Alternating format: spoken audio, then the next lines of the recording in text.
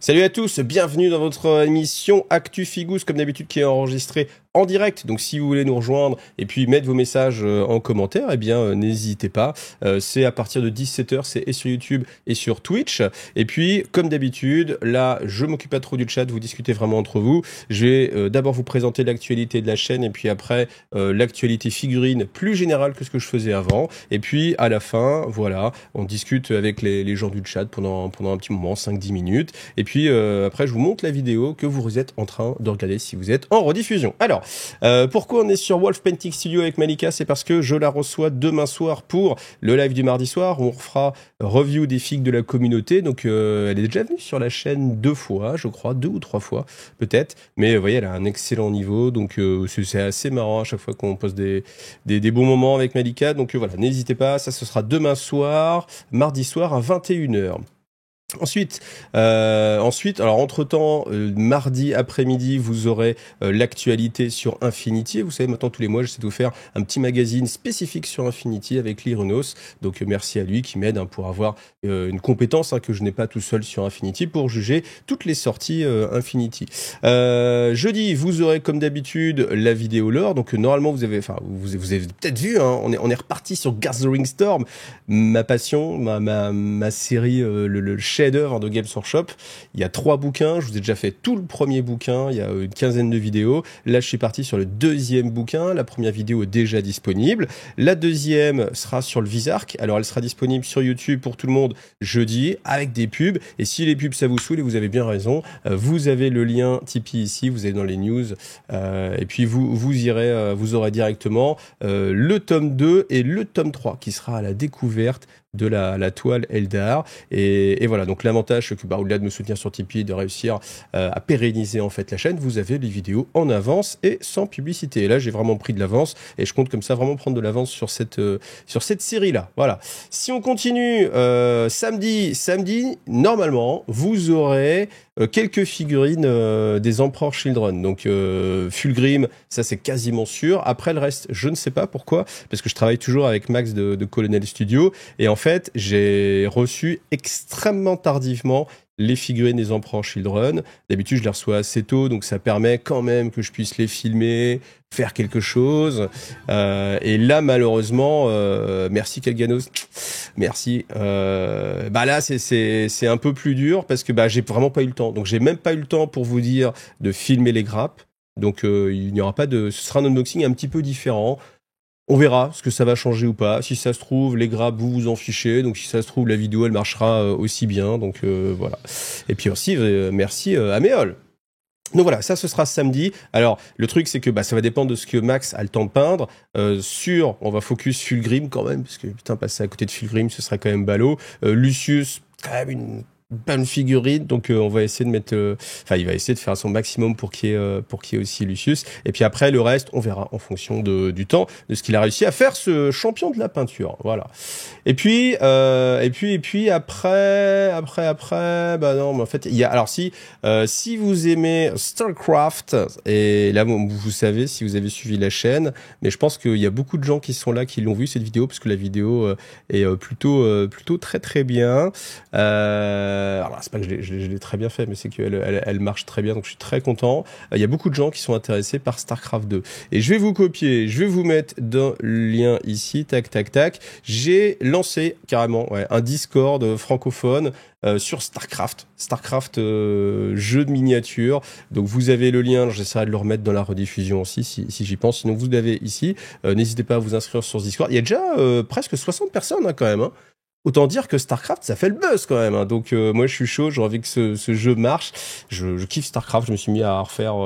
Tiens, là, je vois à l'instant sur le Discord, il y a quelqu'un qui vient d'arriver. Merci à toi qui va te cliquer. Je sais pas qui c'est, mais bienvenue. Allez, si vas-y, on va cliquer dessus quand même.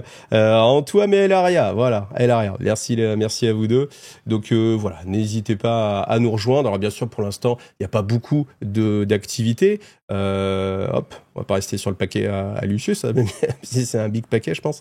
Mais il n'y a pas encore beaucoup de trucs, mais ça permet déjà, de déjà se challenger un peu sur StarCraft jeux vidéo. Moi, je me suis remis à faire la campagne, c'est dire si le gars il est drogué. Ça va bien avec Lucius. Et puis on peut faire des pronostics aussi. Ça, c'est un passage. N'hésitez pas. Moi, j'ai envie qu'il y ait cette passe pronostic. En fait, on sait qu'il y aura 4 type d'unité dans les boîtes de démarrage, et bah, je me pose la question, qu'est-ce qu'on va avoir comme type d'unité? Alors forcément, il y a des trucs genre Zergling, Hydra, je pense que ça c'est auto-include, les Marines auto-include, les Ilotes auto-include, mais après les autres unités, c'est vrai que c'est un petit peu plus difficile. Ce week-end, je vous en avais déjà parlé, il y avait les Oxycat Day, donc il se passait à Oison, si je dis pas de bêtises, je note, ouais c'est bien ça, Oison, et ce qui était sympa, c'est que du coup, il y avait donc la communauté et Kaeris et Holomock, parce que c'est les deux jeux qui sont faits par Oxycat Game, et à cette occasion-là, eh bien, ils ont fait une soirée Revelation.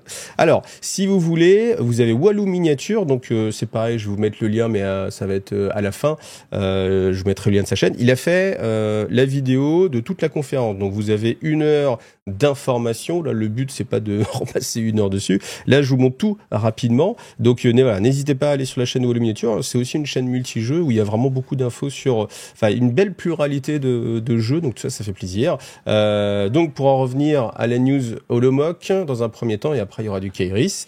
Ils vont refaire le livret de règles en version PDF avec une mise à jour. Alors, ce n'est pas une mise à jour sur les règles, ça c'est très important. C'est vraiment qu'une mise à jour sur la façon d'utiliser en fait le manuel. C'est-à-dire que typiquement un index, ça aurait été vraiment cool parce qu'il y a des termes très techniques en fait sur Holomock. Une fois qu'on les connaît, ça passe, mais quand on le connaît pas au début, ça fait un petit step en plus pour apprendre le jeu. Typiquement, au lieu de dire une figurine, on dit un rouage. Un rouage, ça veut dire une figurine. Mais au début, bah, quand vous l'avez pas en tête, on vous dit un rouage, vous dites putain qu'est-ce que c'est, qu'est-ce que c'est un rouage? C'est juste un personnage, voilà. Donc vous aurez un index et puis quelques clarifications. Donc ils ont présenté, alors Holomock, vous savez, moi c'est un jeu que je suis là, je me suis mis à Holomock avec l'ami Antoine depuis le début d'année. Et là on a les 3 prochaines sorties. Vous voyez, ça s'appelle un agenda. Alors c'est bien parce qu'il y a une super thématique. Après du coup c'est un petit peu opaque. Vous dites un agenda, c'est quoi et tout, mais ça veut dire une sortie en fait, hein, tout simplement. Donc réseau automatique, ça c'est les décors que vous avez là. Donc ça va être des pions objectifs, et ce qui est assez sympa, c'est que ces pions objectifs, ils vont pouvoir déclencher des ministères. Donc, je sais pas exactement comment ça va marcher, mais du coup, ça introduit vraiment une mécanique qui change beaucoup de choses. Hein. Si vous avez déjà joué à Holomock, si vous avez déjà vu une partie de Holomock, avec ça change quand même pas mal de choses.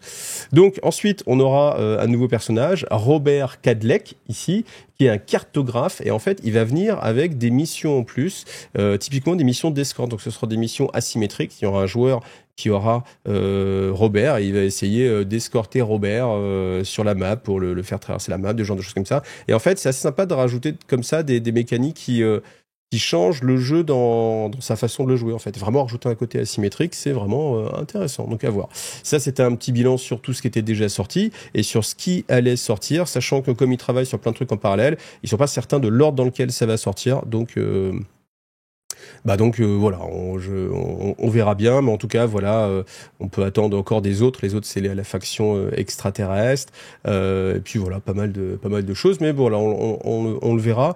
Et puis là, je travaille aussi moi sur la version montée du rapport de bataille de live qu'on a fait avec Antoine justement sur Holomock. Une fois tous les 2 mois, on va vous proposer un rapport de bataille en live, et le mois d'après, comme ça intercalé, je vous propose cette même vidéo mais version montée, c'est-à-dire je cut tous les passages pour être vraiment focus sur le jeu. Alors sur Kaeris maintenant, Kaeris en fait, vous voyez, il y a un nouveau format de starter, le format Risk. Rix, pardon, pas Risk, Rix, et voilà, donc du coup 4 figurines dans le starter, et puis vous avez tout ce qu'il faut pour jouer dans le starter. Donc ça, c'est pas des nouveautés. Vous voyez, il y a quand même des très belles figurines, hein. Ceux-là, là, ah bah ça y est, j'ai oublié comment ils s'appellent, mais je trouve que les figurines sont vraiment splendides. Et ils ont présenté la nouvelle faction, donc la marque de Négus. En fait, le principe, c'est que vous avez une sirène. Alors la sirène qu'on voit ici, est-ce qu'il y a d'autres images? Je crois qu'il y a d'autres images, voilà. Ils ont voulu une sirène qui changeait un peu du triple la petite sirène, et je trouve que c'est assez réussi parce que, en fait, ça ressemble à rien de ce qu'on connaît, en fait. Donc il y a son originalité, il y a cette patte, donc ça c'est assez sympa. Et en fait, le principe, c'est que chaque sirène, elle va emmener avec elle des marins, et en fait toutes les autres figurines que vous allez voir, eh bien c'est des marins qui ont sombré avec leur bateau et qui reviennent. Bien sûr, la sirène, hein, elles séduisent un peu les autres personnages, et comme ça elles peuvent les convertir. Donc voilà, je vous mets un petit peu les stats, comme ça si vous jouez à Kaeris, vous les avez. Si vous voulez vraiment tous les détails, encore une fois, il faudra aller sur la chaîne YouTube de Walou Miniature. Comme ça, vous allez pouvoir eh bien, avoir toutes les explications sur ce qu'ils veulent faire, etc. Donc, ce sera en précommande du 5 au 20 avril. Alors, pour rappel, tout ce qui est Keris et Holomock, c'est uniquement disponible sur leur propre site. En fait, ils essaient vraiment de faire au mieux. Ils peuvent pas se permettre de perdre encore de la marge en passant par un distributeur. Donc, ça passe uniquement avec leur boutique en ligne. Mais au moins, comme ça, moi, je préfère ça que... Enfin, faut que ces sociétés vivent, hein, voilà, hein. Donc si c'est la bonne solution, et puis ça a l'air de marcher bien. En plus, les jeux ils sont bons, les figurines sont vraiment jolies. Enfin, vous le voyez hein, sur les sculptures. Et puis vraiment, moi j'étais vraiment extrêmement impressionné des figurines de Holomock que j'ai reçues, qui sont imprimées en 3D. Mais alors, on est vraiment sur plus que le haut du panier. On est sur la crème de l'Everest de la stratosphère. J'avais jamais vu des figurines imprimées 3D aussi jolies, vraiment. Je vous promets. Et je vous ai filmé, donc vous pourrez juger sur pièce. Donc il y a un système de précommande. Alors c'est jusqu'au 20 avril. Vous aurez donc 55 € pour le starter, avec en plus une figurine exclusive et des petites cartes exclusives. Cette figurine exclusive, c'est vraiment que pour les précommandes. Après, c'est fini, vous ne l'aurez plus. Donc voilà, je trouve ça sympa comme système. Ils font aussi un petit pack si vous voulez commencer à jouer. Donc c'est-à-dire que vous avez le starter à la bague aiguë plus les bonus et un starter au choix. Typiquement, c'est quand vous jouez à deux. Simplement. Et puis les paquets de cartes de mission. Et il y a une troisième offre, voilà, où vous avez en plus un tapis néoprène, recto, verso ou au choix. Un petit tapis au choix. Ça existe en... non, ça existe pas en recto, verso. Ça existe pour Holomock, mais ça existe pas pour Keris. Voilà. Et voilà, ça c'est les visuels des prochaines sorties pour Keris. Tout simplement. Et donc, si vous voulez, voilà, je vous mets le lien de Walou Miniature. Tac, vous y allez. Tac. Est-ce que c'est passé? Oui, c'est passé. Tac. Et puis voilà, merci à Walou pour son boulot. Et puis merci à Oxycat pour organiser comme ça des manifs. Je trouve que c'est vraiment très sympa. Alors, si on continue pour les Yuroni, donc la faction Conquest, la faction est disponible, c'est-à-dire que les figurines sont disponibles, c'est en précommande depuis un bon petit moment, donc c'est la nouvelle faction de Conquest, et là, toutes les figues que vous avez là, c'est ce que vous pouvez acheter, sachant qu'il y a aussi le starter 2 joueurs dont je vais vous faire une vidéo dès que je l'aurai reçu, je l'ai pas encore reçu, et qui est vraiment un très très bon starter, parce que vous avez et une base de Yuroni, et une base de Wadrun, qui sont les orques sur dinosaures, et avec des très belles figurines, et surtout avec un prix et une offre qui est ultra avantageuse. Enfin, c'est vraiment, c'est pas cher. Pour vous dire, en gros, le starter, il est prix classique, je crois que c'est 190, truc comme ça. Après, vous pouvez le choper soit sur MyHobbyPlace moins cher, soit avec le code IGITV sur Parabellum. Dans toutes les vidéos, je vous mets le lien dans la boutique Parabellum. Vous avez 10% de remise. Ce qui fait que, voilà, vous payez vraiment pas cher. Et à l'intérieur, vous avez, entre autres, un Qualt qui, lui, juste il vaut 120 balles. 120 balles. Et ça, c'est qu'une bestiole parmi tout ce que vous avez à l'intérieur. Donc franchement, c'est hyper intéressant. Moi, je suis en train de monter toutes les bestioles. Là, j'ai terminé tout sauf la Kitsune. La Kitsune qui est en résine, je me la réserve pour la fin. Sinon, tout le reste est monté. Les figurines sont vraiment badass, hein, parce que c'est que des brutes. Donc c'est vraiment gros. Et puis, voilà, c'est pareil. Alors, j'essaie de sortir la vidéo dans l'idéal, c'est cette semaine. Sinon, c'est peut-être plus tard. Ah oui, j'ai oublié de vous dire, si jamais, au cas où, la semaine prochaine, je suis en vacances. Donc, il n'y aura pas beaucoup d'actualités sur la chaîne, si ce n'est sans doute la vidéo lore du jeudi. Et puis, pas beaucoup de choses en plus. Donc voilà, je vous montre que vous pouvez le prendre sur MyHobbyPlace, comme d'habitude, en utilisant l'IA TV. Ça fait toujours plaisir. Et puis, ça soutient la chaîne. Donc là, moins 20% sur les prix. Et puis, sinon, sur la boutique en ligne, où là, c'est ce qui va être le plus rapide, hein, parce que ça vient directement de chez Parabellum, et où vous avez aussi des précommandes. Et puis les boîtes. Voilà. Donc cette boîte-là de starter n'est pas encore disponible. Il est en précommande. Ce qui est disponible, c'est pas toutes les figurines, c'est ce que je vous ai montré sur l'image. Voilà. Donc les news, vous l'avez vu, c'est les Emperor Children, c'est toute la suite des Emperor Children. Donc là, c'est pareil.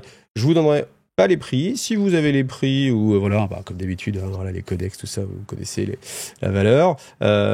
N'hésitez pas. On en parlera. Donc, si des gens veulent parler du prix de ce magnifique article, ou si on l'a pas, écoutez, on regardera ça dans les précommandes. Donc vous avez maintenant. Alors au final, il y a quatre codex différents sur les Emperor Children. Vous avez le codex basique que tout le monde peut se procurer, qui sera le moins cher, c'est celui-ci, Codex Emperor Children. Vous avez la version collector, ça on a l'habitude. Qu'est-ce qui change? J'avais souvent un petit marque-page en tissu. Voilà. Et vous avez, alors vous avez celui qu'on voit pas, c'est celui qui est avec l'Army 7. Donc vous avez la version, je peux pas appeler ça collector parce qu'il y a 2 autres collectors, mais la version Army 7, la version exclusive Army 7, qui est aussi une autre couverture. Et vous avez maintenant celle-ci, qui est la ultra badass édition, sachant qu'il y en aura une pour les 4 factions du côté chaotique. Donc là, ça va être le premier à sortir avec un quart de pièce, avec des systèmes magnétiques pour pouvoir vous faire une grosse amulette. Je sais pas à quoi ça sert, ben c'est joli et c'est collector, et sans doute que, quel que soit son prix, voilà, il sera vendu plus cher sur Internet avec les scalpers. Voilà, donc un magnifique produit pour les scalpers. On verra ça. Ensuite, on a Fulgrim, bien sûr, ça c'est la figurine majeure, hein, même alors, est-ce que c'est de l'année? Ouais, on peut peut-être même dire la figurine majeure de cette année sur les sorties. Donc, je vais vous faire une vidéo qui va sortir samedi 11h. Si jamais c'est trop court pour moi samedi 11h, parce qu'il faut quand même que je récupère la figurine, peut-être que ça sortira le dimanche, peut-être. Bon, je vais vraiment essayer de faire le maximum, mais bon, on verra bien. En tout cas, vous pourrez le voir comme ça, toutes les coutures. J'essaierai de faire un focus, puis comme je n'aurai pas filmé les grappes, parce que j'ai reçu les figurines trop tard. Voilà. Ensuite, Lucius Ilternen. Voilà, bon, la figurine, elle est vraiment refaite par rapport, enfin bien évidemment par rapport à ce qui existait avant. Normalement, Max va essayer de la peindre aussi, de pousser. Il s'est donné pour objectif de faire et Lucius et Fulgrim.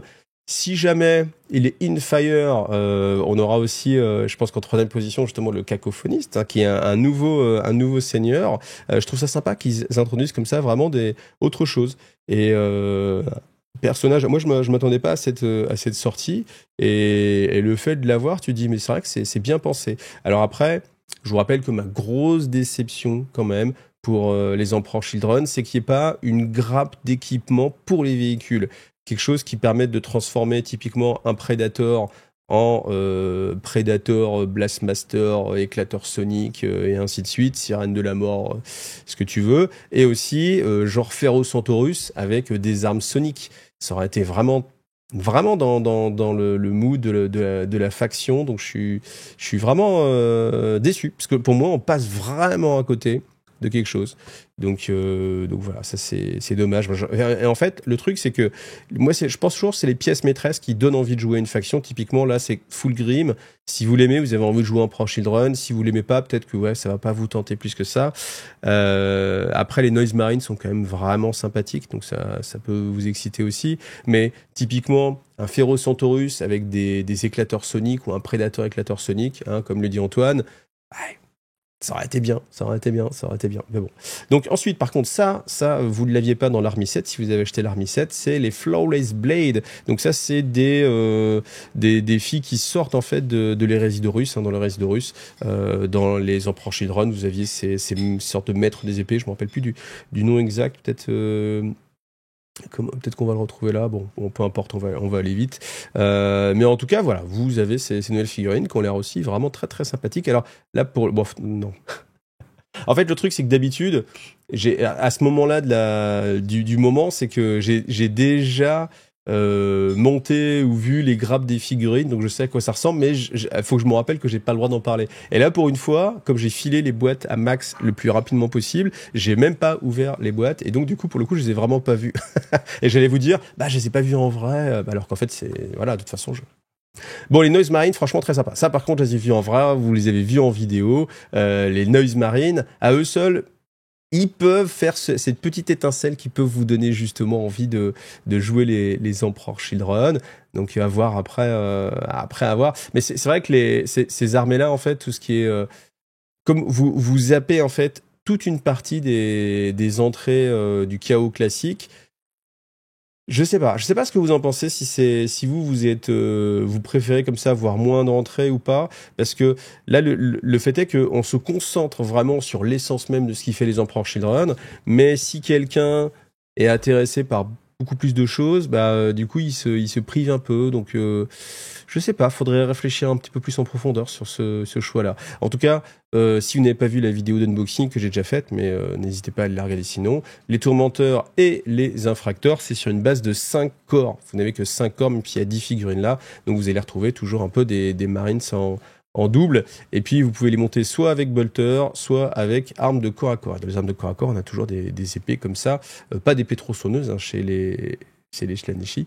Les data cards, comme d'habitude. Les dés, voilà, comme d'habitude. Et puis après, voilà, les bouquins, Fulgrim.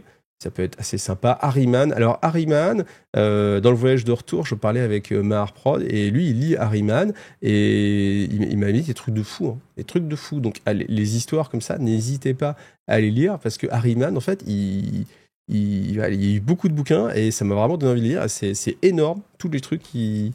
Bah, je peux pas vous les dire parce que voilà, ça serait trop long, mais franchement. Essayez de les récupérer en occasion, etc., de les relire. Donc après, voilà, pour les Allemands, voilà. Ce qui nous intéresse, nous, c'est pour les Français.